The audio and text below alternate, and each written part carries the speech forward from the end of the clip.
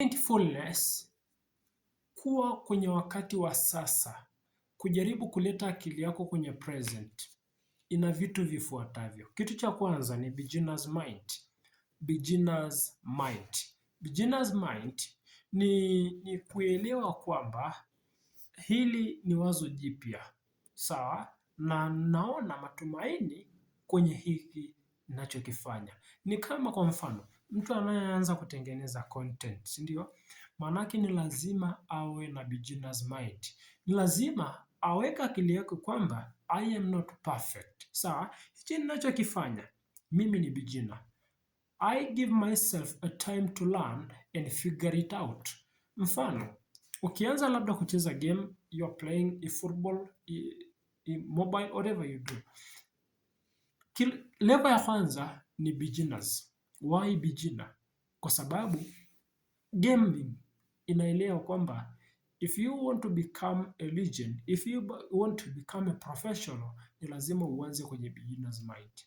Na wewe, the same apply to our life, kwamba kama unataka uwe competent, kama unataka uwe professional kwenye field fulani, ni lazima uwe na beginner's mind. Beginner's mind ni akili ya kusema kwamba hili wazo ni jipya, nitajipa muda wa kuweza kufanya taratibu baada ya nyingine. Mwisho wa siku nitakuwa professional, si ndio? Nitakuwa kwenye level fulani. I don't know ni lini, I don't know ni wakati gani, I don't know nitakuwaje.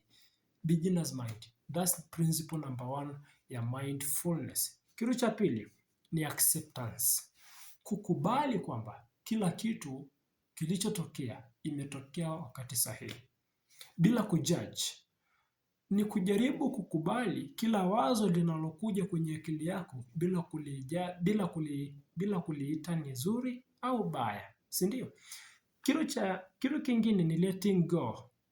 Letting go maana yake ni kuachilia. Kuachilia kitu chochote ambacho kinataka kukuletea either stress au overthinking yoyote. Mfano, rafiki aliyekutumia message kwamba wewe ni mbaya, si ndio?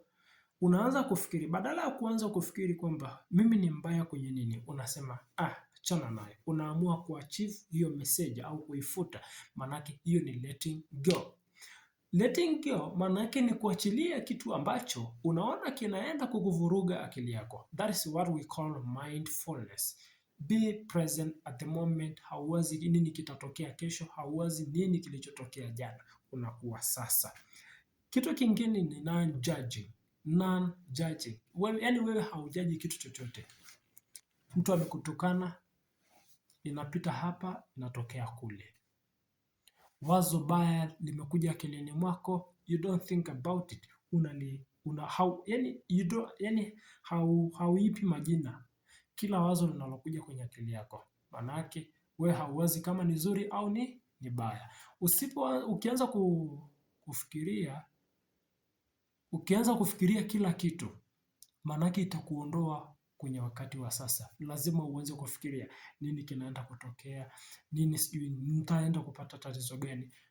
Nakupa mfano, you are going to the interview, unaenda kwenye interview. Wazo la kusema kwamba unajua sijasoma, unajua sijajiandaa. Sasa hilo ni wazo limekuja, ni negative thought kwamba unajua sijajiandaa, maanake naenda kufeli. Unaanza kuwaza, kwa hiyo nisipofeli maanake I'm going to perform badly, yaani sitakuwa na matokeo yoyote, maanake nitaenda kufeli, si ndio? Na kama nikifeli, nikirudi nyumbani, sijui mama nitamwambiaje, sijui mama atanionaje. Na kama nikifeli, sijui jamii itanichukuliaje, mimi nitaonekana sina akili.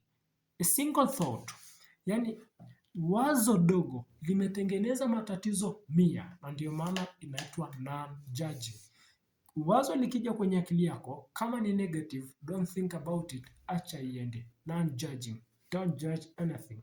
Kitu kingine ni trust. Trust.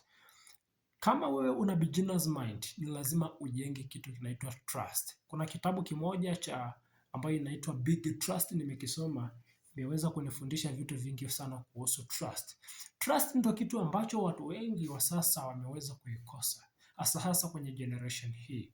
Trust ndio kitu pekee ambacho kitamfanya mtu aweze kununua kitu chako au asinunue. Trust ndio kitu pekee ambayo inaweza ikamfanya mtu akupe muda wako au asikupe muda wako. Trust ndio kitu pekee ambacho kitamfanya mtu akukubali au akukatae. Trust ndio kitu pekee ambayo inaweza ikadefine your identity. Na ndio maana among of the principles ambao unatakiwa uwe nayo na uilinde kwa nguvu zako zote ni uaminifu. Trust. Trust.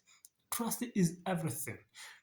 Trust ndio inaweza ikakutofautisha wewe kama wewe ni mwizi au ni nani. That is what we call trust. Kwa hiyo kama unataka uwe na mindfulness, kitu cha kwanza ni lazima let go, achilia vitu, usihold kitu chochote. Kitu cha pili ni non-judging, usiwe mwepesi wa kujaji kila kitu kinachokuja kwenye akili yako. Kitu cha tatu ni trust, lazima uwe mwaminifu kwa unachokiona sasa kuhusu wewe. Not about tomorrow, not yesterday, no, kuhusu wewe sasa hivi. What do you see? Kitu cha nne ni acceptance, kubaliana na kila hali. Kitu cha tano ni patience, ndio, ni uvumilivu, kwamba everything will take time, ndio. Hata wazo ninaloliwaza sasa hivi lazima nilipe muda wa kukamilisha. Kitu kingine ni beginner's mind. Ni lazima uwe na akili ya beginner. Kama unataka uwe na akili ya beginner, manake utajifunza vitu vingi sana, lakini ukiati you know everything at the first, utafeli, kwa sababu hautopata msaada kutoka kwa watu, hautojifunza vitu vingi, na utaiweka akili yako in a dormant way ambayo haitokuwa ready for the new opportunity. Don't miss the next video. Nitakufundisha namna ya kufanya mindfulness.